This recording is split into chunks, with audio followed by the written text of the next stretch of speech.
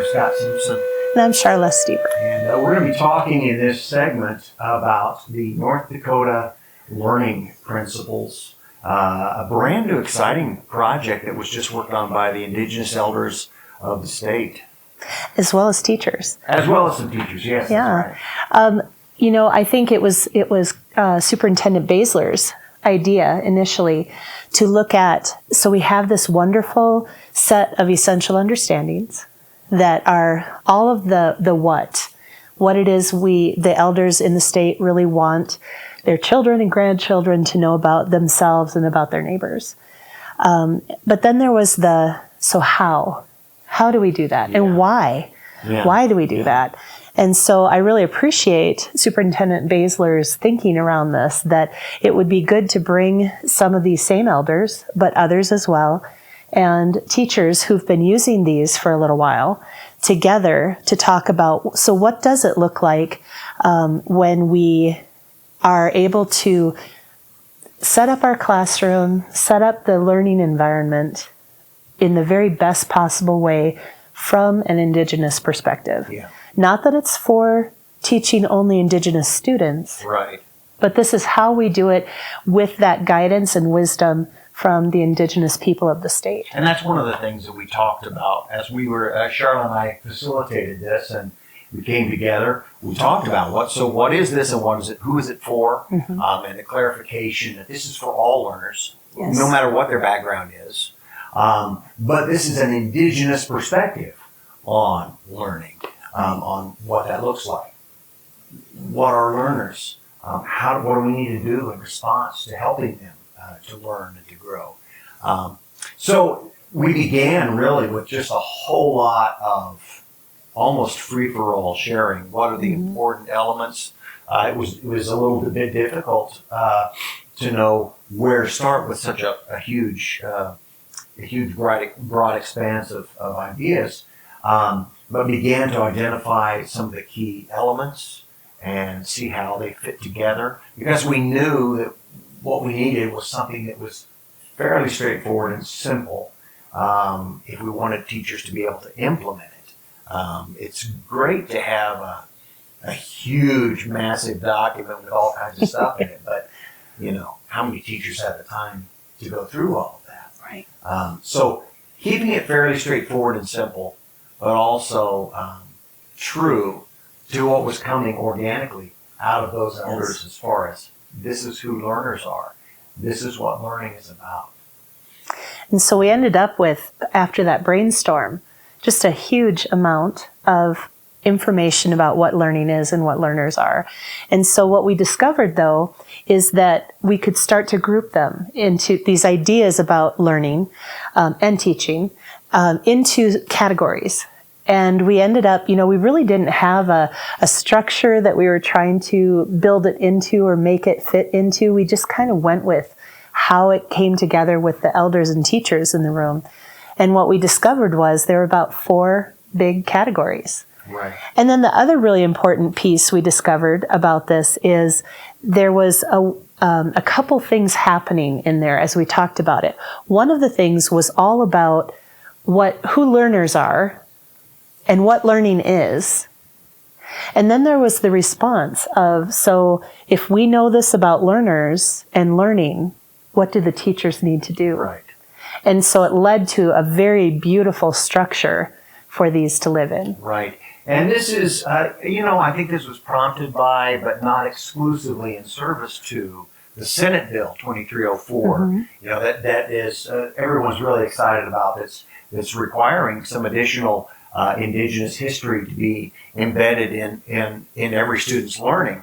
And this is something that is a huge and wonderful tool, maybe not for providing the content for that, because that's there in the Indian AEU, in the North Dakota Native American Essential Understandings. But how do I do that in a good way? Right. If I'm going to bring these things into my classroom, how do I do it in a way that is consistent with what the Indigenous elders would like to see done for their students, for their children, but also for everyone's children?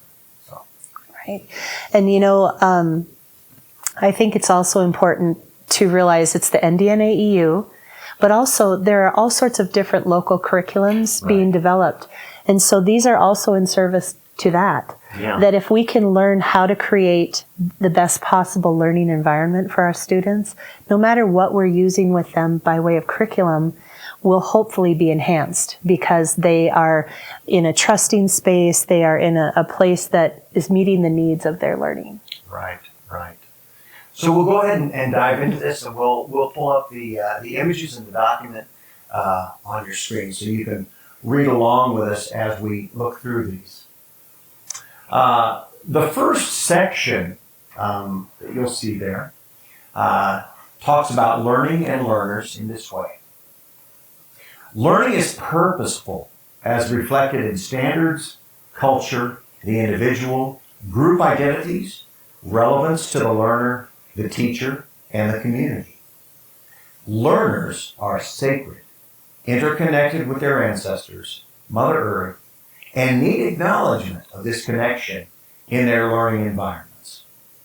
So in my thinking, as we listened to the elders and heard what they were sharing, these two things fit together in the sense that learners need to know that there's a reason why they're doing things. They need to understand that there's a purpose. We need to be clear as teachers, as educators, about what our purpose is. We need to know clearly the purposes and the values of the community, of the parents. And then a piece of that is recognizing that every learner is incredibly sacred, that they have agency, and that they have motivation that is internal, and that they need to understand. Not just do this. Mm-hmm. They need to understand why this is important. And they need to believe it's important as well. To what degree we can do that is going to be incredibly helpful. So the response then, if we look at what educators must do in response to those understandings, educators must commit to understand, appreciate, celebrate, and connect with learners' individual identities, cultural heritage, first languages, valued sites and practices, family backgrounds, and community events. And educators must holistically integrate cultural content and value culturally responsive practices into all aspects of curriculum and learning, rather than merely providing cultural add-ons in order to effectively build trust with learners. And this is really all about that. Recognizing that learners are sacred by recognizing that trust needs to be built. And that doesn't just mean building it. It means being trustworthy. And that means I need to know who my learners are. I need to know their backgrounds. I need to know as much as I can. I can't know everything, but I need to be open to bringing in their experiences, their culture, their community knowledge, bringing that in as a key piece of our learning. And that's really what culturally responsive practice is. Sorry, I didn't mean to interrupt you, but I was just thinking about how recently when we were working with a group of teachers and we shared this first one, the response was, how do we do this with 120 students? Right. And so it just made me think about, this can feel overwhelming, but I think what we're really talking about here and what the elders were sort of framing in their minds is that it's not that you are always 100% knowing of every need of every child you serve. That's impossible. There's no way we could do that. But it's about an awareness. It's about an awareness that this is important to learning and to my learners. And when I notice it in someone, if I see something in a student that needs to be addressed, cared for, something offered for it, for them, then we do that we're aware that we need to do that. So it's like being in a stance that's ready. Right. It's not about knowing it all the time, because that's more than a full-time job. Yeah. It's a stance, it's an environment that you create where students know, even if my teacher doesn't know me completely, I feel safe to show myself, to really show up in this classroom and let them see who I am. That's huge. That's huge.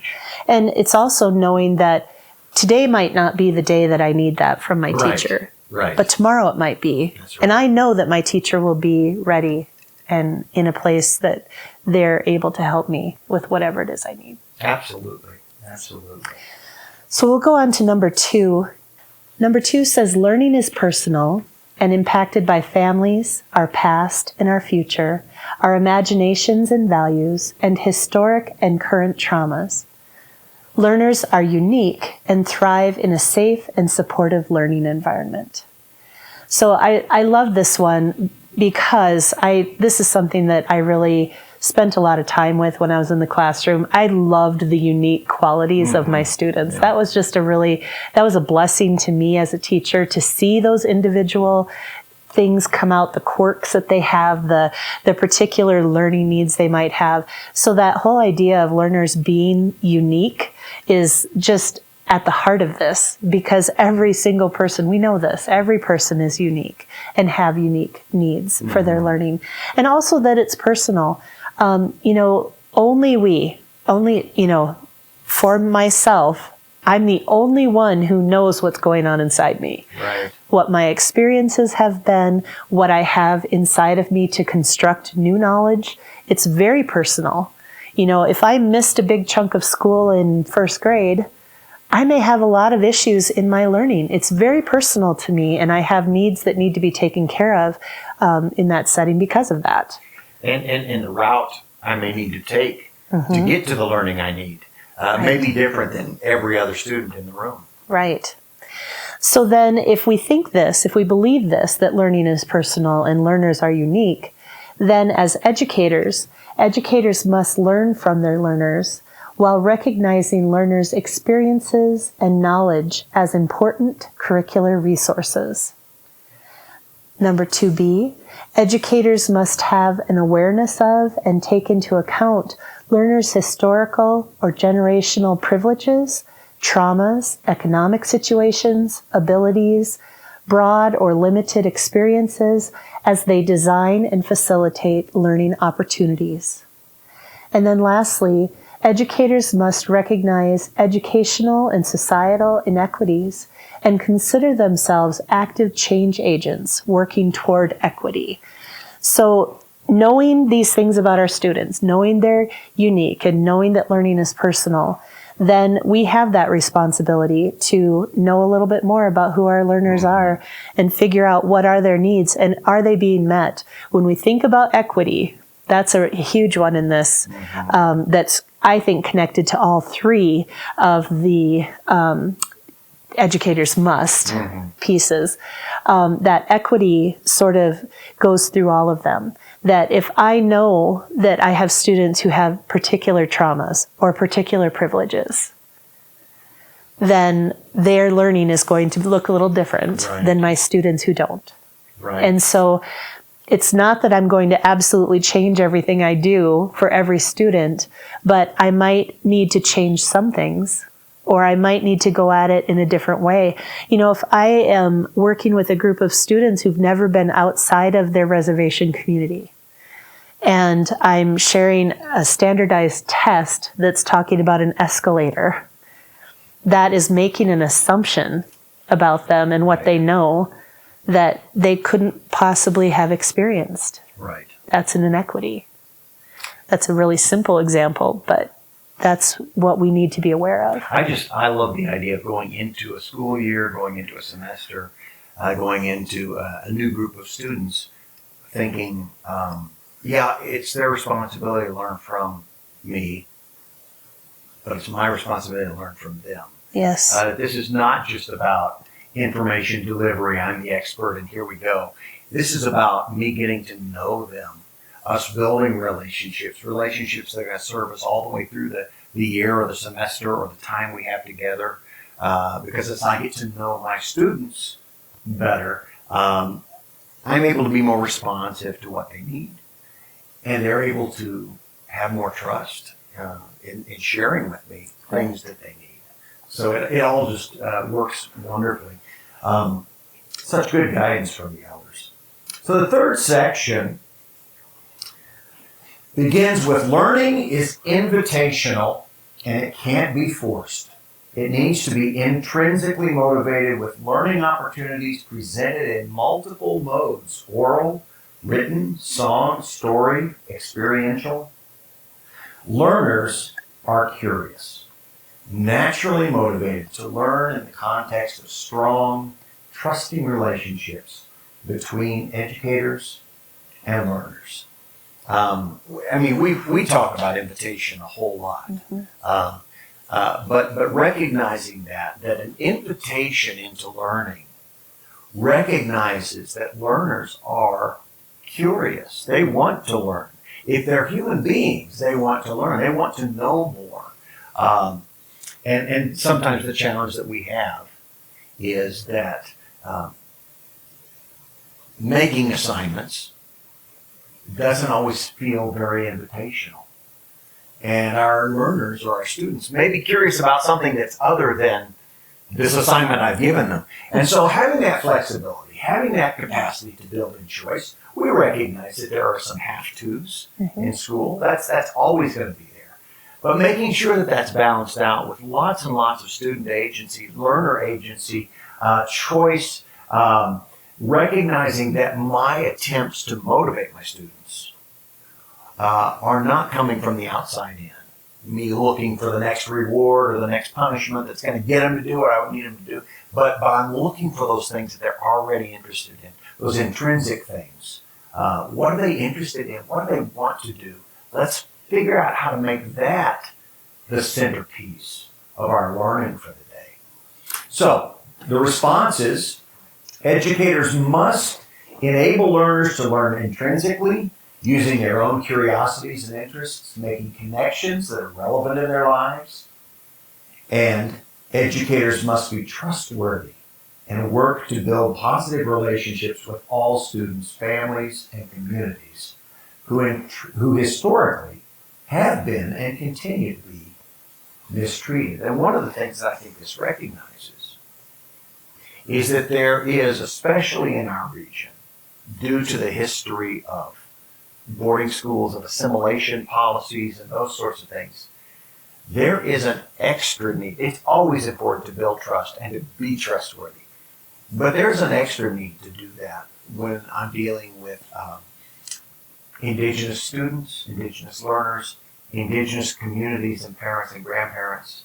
I know that there are parents and grandparents of students who are in our schools now who had very traumatic experiences not long ago with school. Those traumatic experiences place an understandable distrust within them for a teacher, a school, a process. We've got to recognize that and go above and beyond at being trustworthy, at knowing who our students are, knowing who their parents are, knowing the communities, and letting them know us and know that our intentions are to help their young ones to grow, not to do something to them, you know. Right. That's so important. And I love that the whole idea of their motivation, you know, it is intrinsic. It's there. We just have to tap into it, you know. I don't know that I've ever met a child who didn't want to learn something. Now, plenty of times in the classroom, there were kids that were like, I don't want to do anymore. Yeah. But then that's also a cue to me. What have we been spending our time on? Right. You know, what is it? Am I due for something that is just really right in the center of what their interest is, and I just haven't quite hit that for a while? Okay, let's spend some time there, because you don't have to do it all the time, but if they know it's coming every now and then, it makes a huge difference. Right.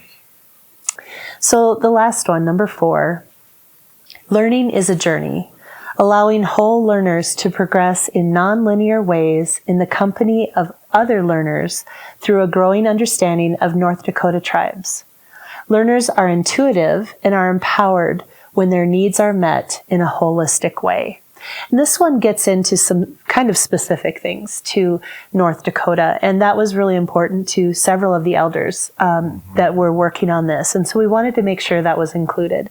But that whole idea of learning being a journey, I mean, that's just a beautiful thing, and some people take their journeys really fast. You have runners, who get out there and just tackle it. And then we have others who like to look at things along the way, and it might take them a little longer. And either one of them is okay. Right. The fact that we know it's a journey, that we're headed in a general direction, and that, that the learners will get there. They will get there. And so if we believe that about learners, then a couple things that we can do as educators to support that. Educators must construct learning opportunities from North Dakota tribal sources, research that is current, local perspectives and knowledge that are authentic, specific, and not genericized. And also, educators must foster the growth and well-being of learners in all ways, cognitively, emotionally, physically, socially, and spiritually. And so really what that's getting at is whenever we can, let's bring in some of those things that are specific to this place where we live, and how can we use those things to help address some of those needs that our learners have, no matter what kind of need it might be.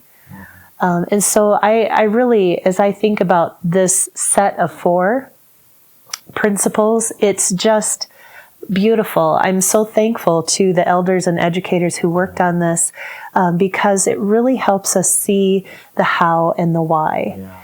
And when I think about this, this is up there with other research that's been done about learning in my mind. And I think it's a very appropriate tool for schools to use to think about how do we want learning to look in our school, in our district, with our families. And I think it's a wonderful guide to use for that. And if we don't get it, at a school level or a district level, certainly teachers can benefit from it as well as they think about what they're doing in their classrooms. Well, and I think that's the way to begin the move toward getting it at a school or district level. I mean, that's not to say that the school and the district don't have a responsibility, but as individual educators come to understand some of these things and begin to implement them, it really fundamentally changes the culture of the school. And I mean the learning culture of the school when we have that flexibility to allow learners to follow varying pathways that are more suited to their learning needs. When we have this deep respect for every student and for where they're coming from and for the experience and the knowledge that they're bringing with them. And we make sure that the environment of our classrooms and our school are healthy places for all of those things that they're bringing with them to really thrive, and for them to know that I can access all of my experience, all of my wisdom, all of my culture stuff. I can access all of that as I try to learn these new things that are being presented to me here at the school. So we want to thank you for taking time to walk through these learning principles with us, and we hope that you'll find value in them and maybe try some of them out in your setting. Thank you. Thanks.